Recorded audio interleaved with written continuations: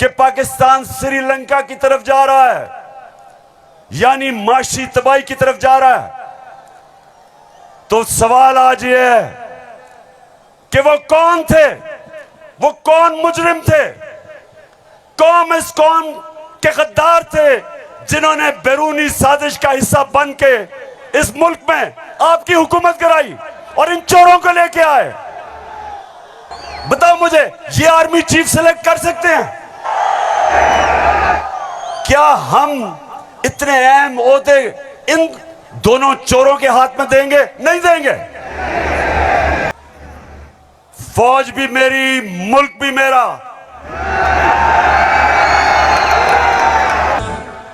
अपनी सारी कौम, सबका सारी कौम के पास जा रहा हूं। 7 महीने से मैं पब्लिक में हूं, हर शहर में जा रहा हूं, अपनी कौम को तैयार कर रहा हूं कि मेरे पाकिस्तानियों, जब मैं तुम्हें कॉल दूंगा तुमने निकलना मेरे साथ। तो एक मफरूर को, एक भगौड़े को जो मुल्क से बाहर पैसा ले जाता है, क्या उसको पाकिस्तान का आर्मी चीफ सिलेक्ट करना चाहिए? जरा मुझे बताएं। अदालत के अंदर मुझे दहशतगर्द बना दिया पेशवार वालों। दहशतगर्द आपके सामने खड़ा है।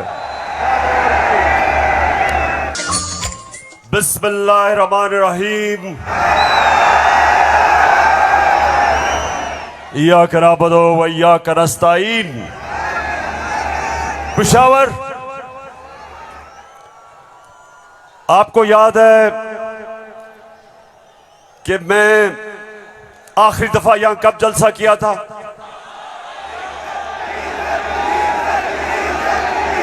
जब एक बैरूनी साजिश के तहत हमारी हुकूमत को गिराया गया, तो पहला जलसा मैंने उसके बाद अपने पेशावर की आवाम के पास आके किया। और माशाअल्लाह पेशावर, जब भी मैं आपको कॉल देता हूं, कभी आपने मुझे मायूस नहीं किया। बहुत बहुत शुक्रिया। अच्छा पेशावर, आज मैंने बात तो आपसे करनी थी सैलाब की। कल मैं सखर गया और मैं आपको यकीन दिलाता हूं कि अल्लाह ने हमारे पाकिस्तानियों को, खास तौर पे सिंध, बलूचिस्तान, डीजी खान, राजनपुर, डीआई खान, टांक और यहां ऊपर स्वात, गिलगित बल्तिस्तान, अल्लाह ने हमें बड़े इम्तिहान में डाला है। और सिंध में खास तौर पे मैं बात तो सिंध की करना चाहता था कि बहुत हमारे सिंध के पाकिस्तानी बड़ी मुश्किलों में हैं। लेकिन मैं आज बात करना चाहता हूं, जिस तरह का प्रोपेगेंडा चल रहा है, और खास तौर पे कल एक बड़ा मुनज़्ज़म प्रोपेगेंडा चला है, तो मैं उसके ऊपर पहले बात करूंगा और फिर आपसे पेशावर मजीद बातें होंगी। सबसे पहली चीज, मेरे पाकिस्तानियों, हम सबको एक चीज समझनी चाहिए कि कोई कौम, पेशावर, मेरी कोशिश ये है कि मेरा ये सारे जो नौजवान यहां खड़े हैं, मैं आपकी तरबियत भी करूं, आप में सियासी शऊर पैदा करूं, आपको समझाऊं कि हकीकी आजादी क्या है, आपको समझाऊं कि ला इलाहा इल्लल्लाह ये कैसे एक इंसान को आजाद करता है। कैसे जब अल्लाह से आप दावा करते हैं कि अल्लाह तेरा सिवा कोई खुदा नहीं, तो आप अपनी वो जंजीरें तोड़ते हैं जो इंसान को जमीन पे रखता है, इंसान की परवाज रोकता है।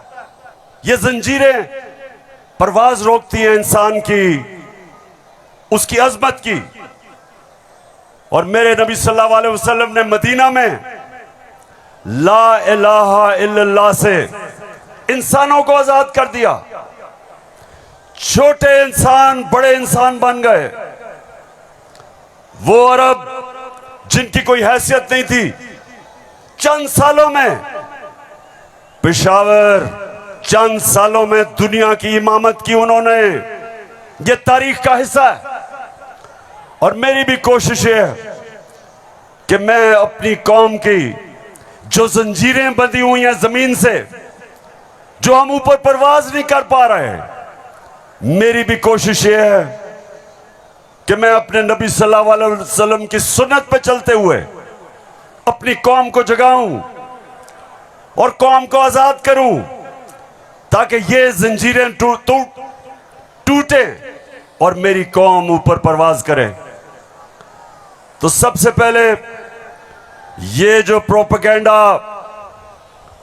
प्रोपेगेंडा किया जा रहा है, ये जो चोरों का टोला एक अमरीकी साजिश के तहत इस मुल्क पर मुसल्लत किया गया, ये जो साजिशी टोला, ये जो इस मुल्क का 30 साल से खून चूस रहा था, आज हमारे ऊपर बिठाया गया हमारी बेहतरी के लिए नहीं, इस कौम को नीचा बनाने के लिए, कमजोर करने के लिए। और इसलिए मैं आपके पास आया हूं, दूसरी दफा आया हूं कि पेशावर, मैंने इंशाअल्लाह आपको अपनी हकीकी आजादी की तहरीक में शामिल करके पाकिस्तान को एक अज़ीम कौम बनाना है। जो इलामा इकबाल की ख्वाब थी, वो कौम जो कि इंशाअल्लाह वर्ल्ड लीडर्स बनाएगी, जो खुशहाल होगी, जिधर हरे पासपोर्ट की दुनिया इज्जत करेगी, जिधर जब और इंशाअल्लाह एक दिन आएगा जब हमारे पाकिस्तान से बाहर जाएंगे तो दुनिया कहेगी कि वो देखो पाकिस्तानी आ रहा है।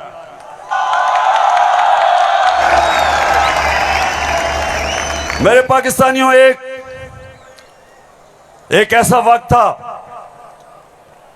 कि अरब ताजर, मुसलमान ताजर जब मलेशिया और इंडोनेशिया गए तो कोई मुसलमान फौज नहीं गई थी इंडोनेशिया और मलेशिया। मुसलमान ताजरों का किरदार देख के, मुसलमानों के ताजरों की सच्चाई देख के, सादिक और अमीन ताजरों ने अपने किरदार से लोगों को मुसलमान किया। याद रखें, मुसलमानों ने फतह नहीं किया था मलेशिया और इंडोनेशिया, मुसलमानों का कैरेक्टर था जिसने फतह किया था।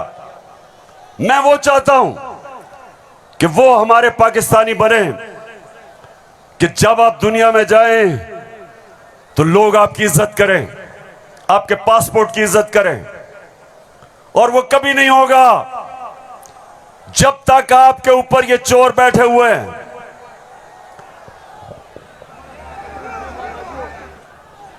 शहबाज शरीफ, मैं चाहता हूं पेशावर जरा गौर से, क्योंकि आज मैंने बड़ी वीडियोस दिखानी है आपको।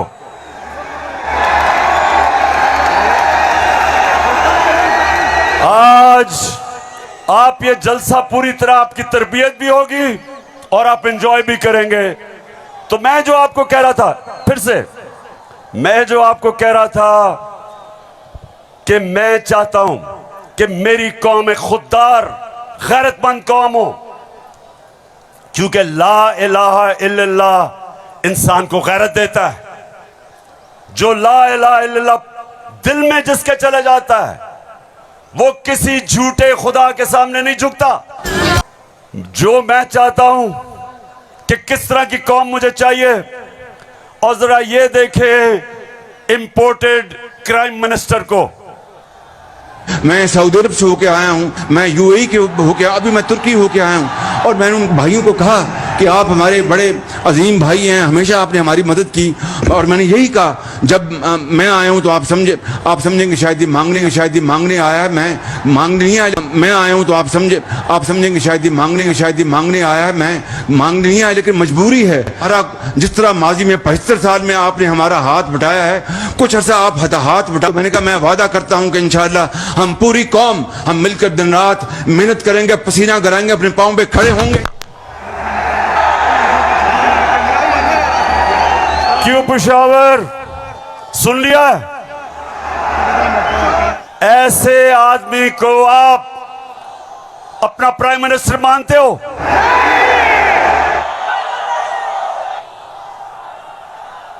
अगर ये वाकई अगर गैरतमंद प्राइम मिनिस्टर होता तो पहले जो इन्होंने अरबों रुपया चोरी करके मुल्क से बाहर रखा, पहले वो वापस लेके आते, फिर लोगों से पैसे मांगते।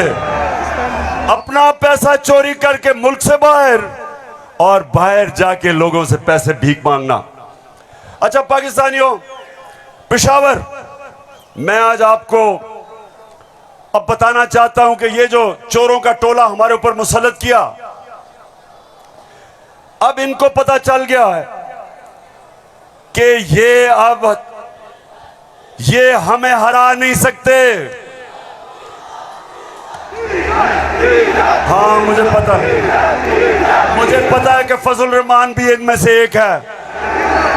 अब ये जो थ्री स्टूजेस हैं, इनको पता है कि मैच खेल के तो ये जीत नहीं सकते। इनको पता है कि जब भी इलेक्शन हुआ इन्होंने हारना है। अब ये कर क्या रहे हैं? साजिशें कर रहे हैं।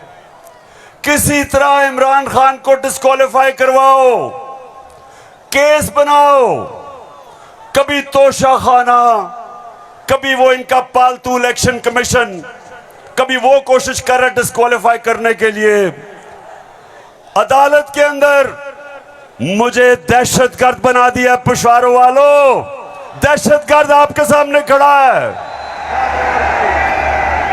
कोशिश है कि किसी तरह बस इमरान खान मैच ना खेले। ये वैसे ही है, जब हम छोटे थे क्रिकेट खेलते थे तो जब एक टीम हारने लगती थी वो विकेटें उठा के ले जाती थी। अब यही कर रहे हैं, मैच खेल नहीं सकते, किसी ना किसी तरह बस इमरान खान को बाहर निकालो टीम से। दूसरी चीज, और ये उससे खतरनाक चीज कर रहे हैं पेशावर, ये कोशिश कर रहे हैं कि किसी तरह पाकिस्तान की सबसे बड़ी जमात,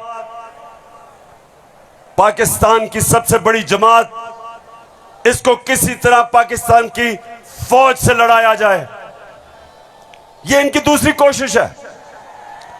पहले डिस्क्वालीफाई करो और साथ साथ कोशिश करो कि पाकिस्तान की फौज के खिलाफ प्रोपेगेंडा करके लड़वाएं, और फिर पाकिस्तान की अदलिया के खिलाफ कि पाकिस्तान के अदारे किसी तरह तहरीक इंसाफ के खिलाफ हो और ये किसी तरह मैच जीत जाएं। बस मैं आज आपको वीडियोस दिखाने लगा हूं, और मैं उससे पहले आपको बताऊं कि कोशिश इनकी क्या है।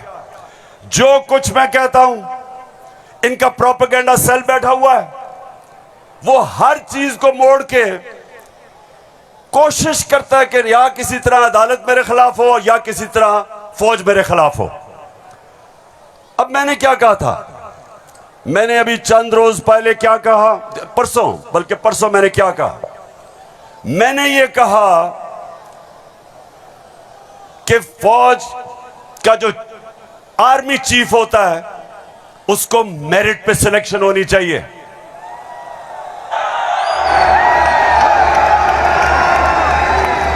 अब मुझे ये बताओ कि कोई भी किसी का खैर ख्वाह होता है, वो हमेशा चाहेगा अगर इदारा मजबूत करना है मेरिट पे सिलेक्शन हो। ये दुनिया का असूल है।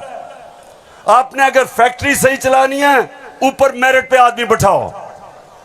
आपने अगर मुल्क को ऊपर लेके जाना है, क्रिकेट टीम अच्छी बनानी है तो मेरिट के ऊपर सिलेक्शन हो, इसमें क्या गलत बात की थी? और मैंने साथ ये कहा था कि नवाज शरीफ और आसिफ जरदारी, ये किसी सूरत इन दो डाकुओं को पाकिस्तान का आर्मी चीफ नहीं सिलेक्ट करना चाहिए। ये क्यों कहा था मैंने ये इसलिए कहा था, सबसे पहले नवाज शरीफ मुल्क का मुजरिम है, अरबों रुपए की प्रॉपर्टीज बाहर इसकी पनामा में पकड़ा गया, सजा हुई इसको, झूठ बोल के मुल्क से बाहर भागा है, मफरूर है। मुझे यह बताएं पेशावर, जरा मुझे यह बताएं कि क्या एक चोर को, एक मफरूर को, एक भगौड़े को जो मुल्क से बाहर पैसा ले जाता है, क्या उसको पाकिस्तान का आर्मी चीफ सिलेक्ट करना चाहिए? जरा मुझे बताएं। और इधर बात खत्म नहीं होती। दूसरी, डॉन लीक्स क्या थी? हिंदुस्तान पाकिस्तान की फौज को कह रहा था ये दहशतगर्दी कर रही है। हिंदुस्तान उस वक्त के पाकिस्तान के सिपा सलार रहील शरीफ को कह रहा था ये दहशतगर्दों का सरदार है। और डॉन लीग्स में क्या चीज सामने आती है? बजाय नवाज शरीफ और नून लीग अपनी फौज के साथ खड़े हो, वो हिंदुस्तान को पैगाम पहुंचाते हैं कि जी हम कुछ नहीं कर रहे, फौज सब कुछ कर रही है, अपने से फौज को अलग कर लिया।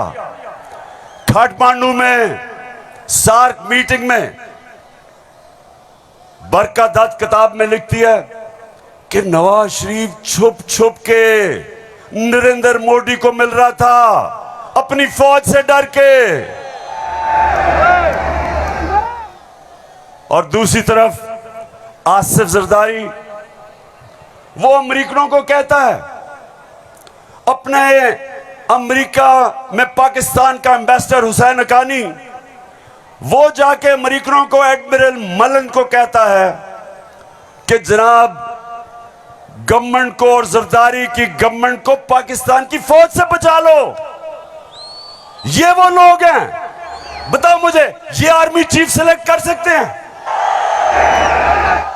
क्या हम इतने अहम ओहदे इन दोनों चोरों के हाथ में देंगे? नहीं देंगे। लेकिन तीसरी चीज पेशावर सुनो, इन्होंने सबको, मैंने बार बार आपको वो मुरासला दिखाया जो अमरीकी अंडर सेक्रेटरी ने धमकी दी पाकिस्तान को, पाकिस्तान के एम्बेसडर असद मजीद को, कि अगर तुमने इमरान खान को ना हटाया तो पाकिस्तान को मुश्किलों का सामना करना पड़ेगा। और नो कॉन्फिडेंस मोशन में अभी टेबल नहीं हुई थी, तब वो धमकी देता है। और सबको पता है उसके बाद क्या हुआ। नो कॉन्फिडेंस आता है, चोरी के पैसे से मेंबर पार्लियामेंट खरीदे जाते हैं, करप्शन के पैसे से लोटे बनाए जाते हैं। और आपका भी एक बहुत बड़ा लोटा था। कौन लोटा था आपका? एक ही पख्तूनख्वा से लोटा आया और बहुत बड़ा लोटा था वो। लोटों पे पैसा चलता है, लोटों पे नोट चलते हैं, और उसके बाद हमारी हुकूमत गिराई जाती है और इनको इंपोर्टेड हुकूमत ऊपर लगाई जाती है। और मेरा तीसरा सवाल है कि क्या वो लोग जो बाहर से मुसल्लत किए गए हैं, जिनके पैसे और दौलत बाहर पड़ी है, क्या उनको पाकिस्तान के आर्मी चीफ को अपॉइंट करना चाहिए? बताओ। इसलिए ये हुकूमत हमारी गिराना चाहते थे कि इमरान खान एहतसाब ना कर दे। डर ये था कि अगर इमरान खान रह गया तो ये जेल में चले जाएंगे, क्योंकि इन्होंने जो चोरी किया वो पकड़ी जाएगी। मतलब ये कि ये इसलिए गिराना चाहते थे। महंगाई वजह नहीं थी, माइशत वजह नहीं थी, वजह सिर्फ एक थी कि इन्होंने एनआरओ लेना था और 1100 अरब रुपया अपना माफ करवाया। अब मैं ये चाहता हूं कि ये जो नून लीग प्रोपेगेंडा कर रही है कि इमरान खान फौज के खिलाफ है, जरा सुने कि इनके लीडर्स ने फौज के खिलाफ क्या बातें की। और मैं चाहता हूं मीडिया इसको दिखाए ताकि पता चले कि ये जो लोग आज इक्तिदार में बैठे हैं और ये हर रोज प्रोपेगेंडा कि किसी तरह तहरीक इंसाफ और फौज की लड़ाई हो जाए, जरा ये सुने कि इन्होंने फौज के मुतालिक क्या बातें की थी। जनरल कमर जावेद बाजवा साहब, आपने हमारी अच्छी भली चलती हुकूमत को रुखसत करवाया। सुन लिया पेशावर, मैं इसलिए ये बता रहा हूं कि ये वो लोग हैं जो हमें कह रहे हैं कि हम अपनी फौज के खिलाफ हैं। फौज भी मेरी, मुल्क भी मेरा।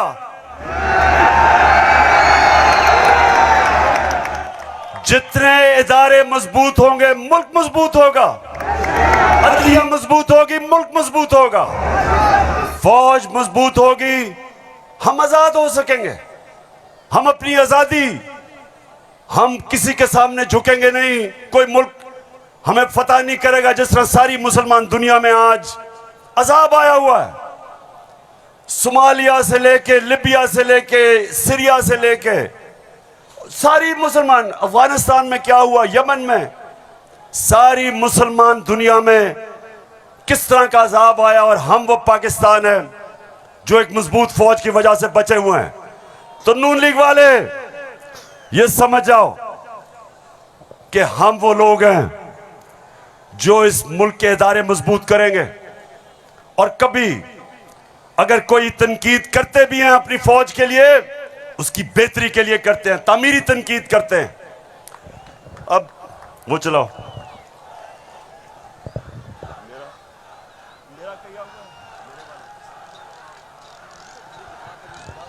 ये बड़ा इंपॉर्टेंट है। मैं अपनी सारी कौम के सामने कहना चाहता हूं, देखिए, एक तो जो फौज का इदारा है, कभी इसके खिलाफ बात ना करें, क्योंकि फौज एक ऐसी चीज है जो अगर हमारी फौज ना होती तो ये मुल्क में नहीं रहना था। इमरान खान से ज्यादा इस मुल्क को जरूरत पाकिस्तानी फौज की है और हमें हमेशा इस इदारे को इसकी मजबूती के लिए हमें बात करनी चाहिए।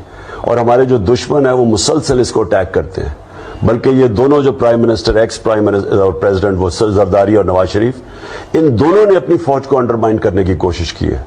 ये जब गवर्नमेंट में भी थे इन्होंने अंडरमाइन किया उसको। इन्होंने गवर्नमेंट में रहते हुए वो डॉन लीग्स क्या थी, डॉन लीग्स वो हिंदुस्तान के साथ कह रहे थे कि जी हमारी फौज की वजह से हम दोस्ती नहीं हो रही। और जो मेमो गेट था वो क्या था, वो अमेरिकनों को कह रहा था जरदारी अपने हुसैन हक्कानी के जरिए। जी शुक्रिया। मैं इसलिए आपके सामने ये रख रहा हूं कि ये मैं आज से नहीं कह रहा, ये मैं हमेशा समझता हूं। और आज तो है ही 6 सितंबर। पेशावर, मुझे अभी भी 6 सितंबर याद है।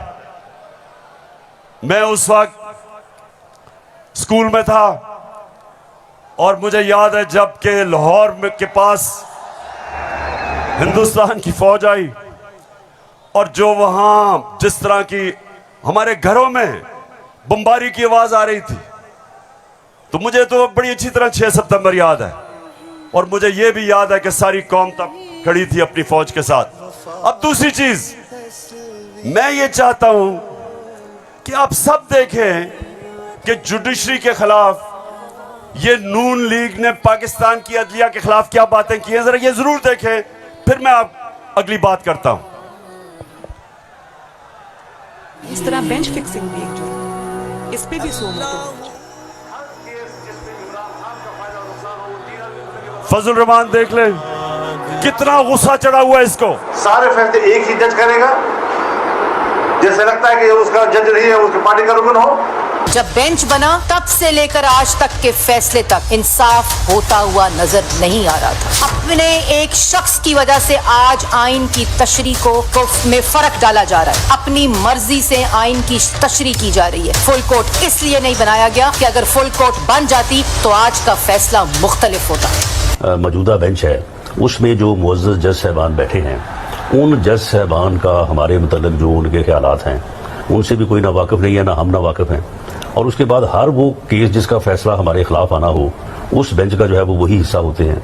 और अब तो ये बात पहले से जो है वो प्रिडिक्ट होने लगी है। जो सहाफ़ी वहाँ सुप्रीम कोर्ट की कार्रवाई को कवर करते हैं तो वो पहले से जब बेंच बनता है या कोई केस जाता है तो वो पहले से बता देते हैं कि इसके ऊपर फलां बेंच बनेगा। अगर कुछ लोग गैर जानिबदार नहीं होंगे, अगर इसके सहूलतकार पीछे नहीं हटेंगे तो हमें बता दें मुल्क कौन चलाएगा। सुप्रीम कोर्ट के जजेस ने पीछे बेंड करके अपने आप को कभी इधर कि नहीं शायद उनको समझ नहीं आई, शायद उनके तक पैगाम नहीं पहुंचा, वगैरह वगैरह वगैरह करके इनको हाथ नहीं लगाया। इनको तो मतलब ये है कि इनको कौन सी दीवार पे लगाया। तो जिस तरह मैच फिक्सिंग एक जुर्म है, इस तरह बेंच फिक्सिंग भी एक जुर्म है। जब बेल का फैसला होने वाला होता था, जेल में उस दिन खबर मिलती थी कि 3 हफ्तों के लिए बेंच डिसॉल्व हो गया, नया बेंच, या कोई जज छुट्टी पे चला गया। जाता नहीं था, भेजा जाता। काजी फाइज ईसा साहब के मामले में माय लॉर्डशिप से ये पूछना चाहते हैं कि वो आपके ब्रदर जज थे ना, आपने क्या किया?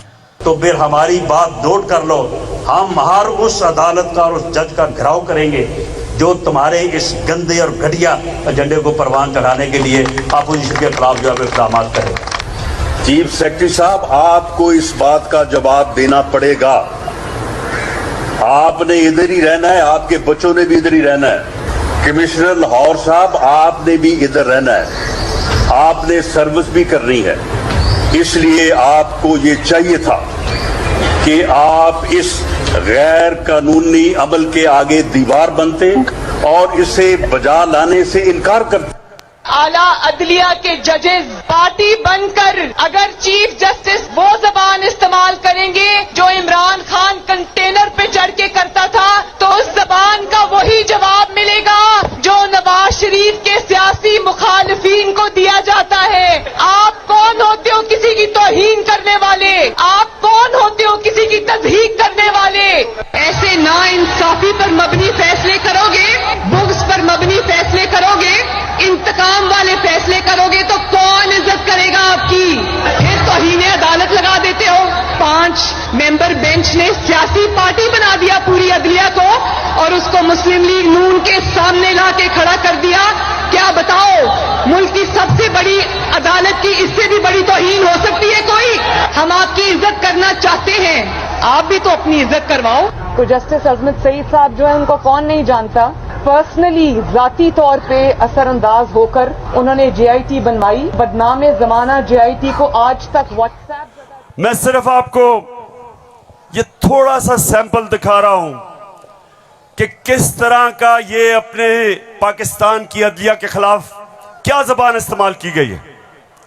और मैं अपना आपको बता दूं, आज से 26 साल पहले जब मैंने सियासत शुरू की तो उसको इंसाफ की तहरीक का, आजाद अदलिया के लिए सबसे पहले हम खड़े हुए। जेल में वाहिद सियासी लीडर था जो आजाद अदलिया के लिए जेल में गया। 2008 की इलेक्शन बॉयकॉट की अपनी अदलिया के लिए। उसके बाद जब हम इक्तदार में आए तो इस्लामाबाद में 50 साल के बाद पहली दफा जुडिशल कॉम्प्लेक्स बनाया अपने जजेस के लिए। मैं ये इसलिए आपको कह रहा हूं कि जो कानून की बालादस्ती, रूल ऑफ लॉ, कोई माशरा आगे नहीं बढ़ सकता जब तक वहां इंसाफ नहीं होता, और इंसाफ देती है अदलिया। इसलिए हमने हमेशा अपनी अदलिया की इज्जत की है। ये जो नून लीग के लोग हैं जो आज जिस तरह की जबान इस्तेमाल कर रहे हैं, सोशल मीडिया पे अटैक कर रहे हैं इस्लामाबाद के चीफ जस्टिस को, ये कभी, मैं आपको ये बता रहा हूं कि मैंने कभी अपनी पार्टी को इजाजत नहीं दी कि अदलिया को अटैक करे, क्योंकि आखिर में इंसाफ होगा तो मुल्क में खुशहाली आएगी, और इंसाफ अदलिया देती है। मुझे बड़ा जनाब इन्होंने कहा कि देखें इमरान खान ने कोई बड़ी गलत जबान इस्तेमाल कर दी। मैं आप सबके सामने आज ये कहना चाहता हूं कि मैं अपनी अदलिया की इज्जत करता हूं, लोअर कोर्ट्स की इज्जत करता हूं, वो लोअर कोर्ट्स जो आम इंसानों की खिदमत करते हैं और मुश्किल हालात में अगर एक मैजिस्ट्रेट जेबा के खिलाफ ऐसे लगा कि मैंने कोई सख्त जबान इस्तेमाल की, उसकी वजह थी मैं शहबाज गिल को देख रहा था, उसके ऊपर तशद्दुद हुआ, उसको जिसको कहते हैं कस्टोडियल टॉर्चर, उसको हवालात में बंद करके तशद्दुद किया गया, नंगा किया गया। और उसकी जब हमने देखा उसके हालात और उसके ऊपर प्रेशर डाला गया कि मेरे खिलाफ स्टेटमेंट दे, मेरे ही उसके ऊपर अगर ज्यादा ऐसे लगा सख्त स्टेटमेंट है, ये मेरा मकसद नहीं था। कभी मैं ये नहीं समझ सकता कि मैं किसी जज को धमकी दूं, लेकिन मैं आज सबको ये कहना चाहता हूं कि इस मुल्क में जब तक इदारे मजबूत और ताकतवर नहीं होंगे मुल्क ऊपर नहीं आएगा। आज अगर मगरिब के अंदर खुशहाली है तो वहां इंसाफ है। जितना ज्यादा इंसाफ और कानून की बालादस्ती उतना खुशहाल माशरा। तो मेरी तो पहले दिन से यह स्ट्रगल है। तो पेशावर सबको मैं आज पैगाम देना चाहता हूं कि ये जो कोशिश की जा रही है तहरीक इंसाफ को इदारों से लड़ाने की, ये कौम सब समझ गई है। कौम में सियासी शऊर आ गया है। लोग एक एक चीज, कभी भी पाकिस्तान के अंदर अवाम और बच्चे और नौजवान और मेरी ख्वातीन बहनें, कभी इस तरह का शऊर और बेदारी नहीं थी जो अल्लाह के फजल से आज पाकिस्तान में है। तो ये जो चोरों का टोला, ये जो बार बार कोशिश कर रहा है कि तहरीक इंसाफ को दीवार से लगाया जाए, सब सुन लो कि जितना तुम मुझे दीवार से लगाओगे उतना मैं और तुम्हारे से मुकाबला करूंगा, लड़ूंगा तुम्हारे से। अपनी सारी कौम, सारी कौम के पास जा रहा हूं। 7 महीने से मैं पब्लिक में हूं, हर शहर में जा रहा हूं, अपनी कौम को तैयार कर रहा हूं कि मेरे पाकिस्तानियों, जब मैं तुम्हें कॉल दूंगा तुमने निकलना है मेरे साथ। अच्छा पेशावर, जब हमें इन्होंने हटाया था, फिर से मैं आपको याद करा दूं, उस वक्त पाकिस्तान तेजी से तरक्की कर रहा था। जो इस हुकूमत ने जो किताब माइशत के ऊपर शाया की, जिसको कहते हैं इकोनॉमिक सर्वे ऑफ पाकिस्तान, उसके अंदर पाकिस्तान 17 साल के बाद सबसे तेजी से हमारी माइशत ऊपर जा रही थी। 5.6 और चौथे साल 6%। आज IMF कह रहा है, आलमी इदारा कह रहा है कि 6% से अब हमारी माइशत 1% से भी कम पे जा रही है। यानी माइशत सुकड़ रही है, बेरोजगारी बढ़ रही है, फैक्ट्रियां बंद हो रही हैं। किसान जिसने रिकॉर्ड पैदावार की थी, उसकी पैदावार नीचे जा रही है, क्योंकि बिजली और फजल रहमान की कीमत ऊपर चली गई है। ट्यूबवेल के लिए जो डीजल चाहिए वो महंगा हो गया। बिजली, अच्छा बिजली के बिल जिन जिन के पास आए हैं, जरा मुझे हाथ खड़े करके बताएं, कभी पाकिस्तान की तारीख में इतनी महंगी बिजली नहीं थी। क्या हुआ कि 4 महीने में कौन सी क़यामत आ गई कि बिजली की कीमत 18 रुपए यूनिट से 36 रुपए यूनिट, और टैक्सेस मिला के 50 रुपए यूनिट पे बिजली पहुंच गई है। गंदम 850 रुपए पे 20 kg मिलती थी, आज कराची के अंदर 2000 रुपए पे नहीं मिल रही। बलूचिस्तान में देखें गंदम की कीमत किधर गई। हमारे दौर में, ये जरा गौर से सुने, हमारे दौर में तेल इंटरनेशनल मंडी में 103 से 115 डॉलर पे बिकता था। आज वो पहुंच गया 96 डॉलर पे। तेल की कीमत इंटरनेशनल मंडी में कम हो गई है। लेकिन हमारे दौर में 1 लीटर पेट्रोल 150 रुपए और 1 लीटर फजल रहमान 145 रुपए। आज 234 पे पहुंच गया। बिजली दुगनी, पेट्रोल डीजल ऊपर, सब कुछ महंगा और रुपया गिर रहा है। आईएमएफ के प्रोग्राम के बावजूद रुपया गिर रहा है। आईएमएफ ये कहता है कि आगे पाकिस्तान के जो माशी हालात है वो और बिगड़ने वाले हैं। बिजली की कीमत अभी और बढ़ेगी, जीएसटी लगेगा 17%, कीमत और ऊपर, पेट्रोल डीजल और ऊपर। तो मेरे पाकिस्तानियों, आज हम नहीं, आईएमएफ कह रहा है कि पाकिस्तान श्रीलंका की तरफ जा रहा है, यानी माशी तबाही की तरफ जा रहा है। तो सवाल आज ये है कि वो कौन थे, वो कौन मुजरिम थे, कौन इस कौम के गद्दार थे जिन्होंने बैरूनी साजिश का हिस्सा बन के इस मुल्क में आपकी हुकूमत कराई और इन चोरों को लेके आए।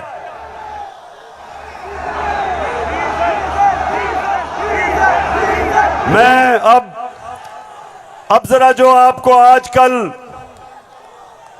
आजकल जो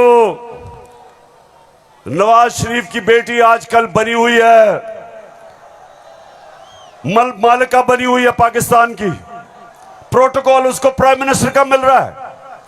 जरा मैं सारी कौम के सामने बताना चाहता हूं कि इसका सबसे बड़ा मसला यह है कि इससे सच नहीं बोला जाता।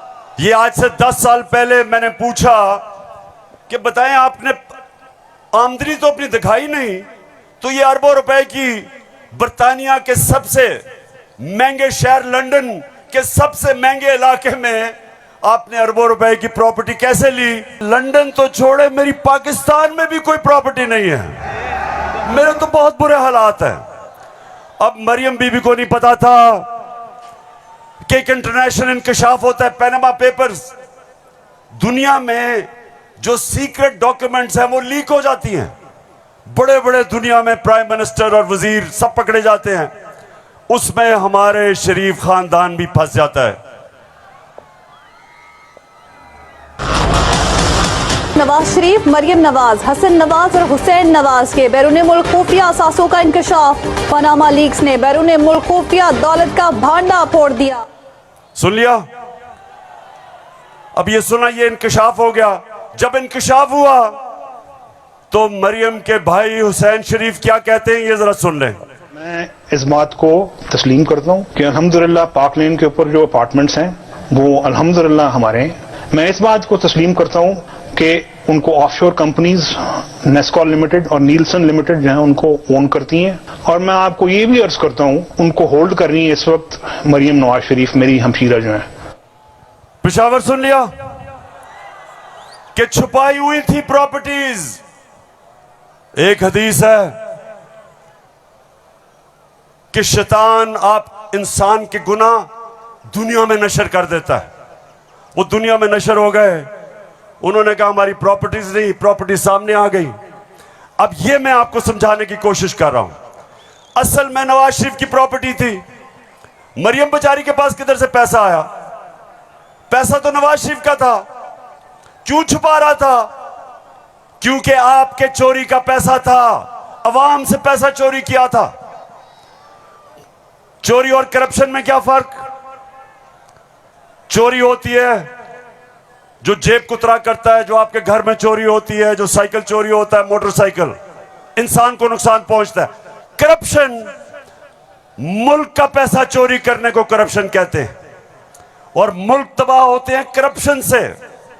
जो पैसा आपकी तालीम पे, अस्पतालों पे, सड़कों पे, गुर्बत कम करने पे, जो पैसा वहां खर्च करना होता है इनकी जेबों में चला जाता है, मुल्क से बाहर चला जाता है। इसलिए कौम में गरीब इसलिए नहीं होती कि उनके पास वसाइल नहीं है, असासे नहीं है। कौमें गरीब तब होती हैं जब उनके अपने सरबराह मुल्क को पैसा चोरी करके बाहर ले जाते। तो ये जो आज हमारे ऊपर मुसल्लत किए हुए हैं, सारी कौम तैयार हो जाए। मैं कभी इनको कबूल नहीं करूंगा, मैं कभी इनकी गुलामी कबूल नहीं करूंगा। हाथ खड़ा करके बताओ आप तैयार हो जब मैं आपको कॉल दूंगा? आपने सब तैयार होना है। जिस तरह मैं आपको कहता रहा हूं, मैं हूं आपका कप्तान और आप मेरी टीम हो। और ये वर्ल्ड कप हमने पाकिस्तान की हकीकी आजादी के लिए जीतना है। एक अजीम मुल्क बनाना है पाकिस्तान को। हमेशा आजाद मुल्क ऊपर जाते हैं, गुलाम मुल्कों की परवाज नहीं होती। हम ये नहीं चाहते कि हम किसी दुनिया के मुल्क से लड़ाई करें। हम अमेरिका को मैं बार बार कहूं कि अमेरिका, हम अमन में आपके साथ हैं, किसी जंग में हम आपके साथ नहीं हैं। हम दोस्ती चाहते हैं, लेकिन हम किसी सूरत आपकी गुलामी नहीं चाहते। हम अपनी जमीन नहीं इस्तेमाल होने देना चाहते किसी और लड़ाई के अंदर। हम नहीं चाहते कि हमारी जमीन इस्तेमाल हो किसी भी दुनिया के मुल्क के ऊपर आप किसी किस्म की जारियाना कार्रवाई करें। हम ये नहीं चाहते। हम फिर से कहते हैं, हम अमन में सबके साथ हैं। हम तो हिंदुस्तान से भी अच्छी दोस्ती करेंगे, लेकिन पहले कश्मीरियों को उनका हकूक दो, उनकी स्टेटहुड वापस करो। हम हिंदुस्तान से भी बातचीत कर लेते, लेकिन हम किसी सूरत अपनी आजादी के ऊपर सौदा कभी नहीं करेंगे। मेरे साथ हो पेशावर, साथ हो मेरे। तो फिर से जाते हुए आखिरी बात, आप सब ने तैयार रहना है। मैं आपको कॉल दूंगा इस्लामाबाद की, और वो कॉल होगी इस मुल्क को इन चोरों से आजाद करने के लिए।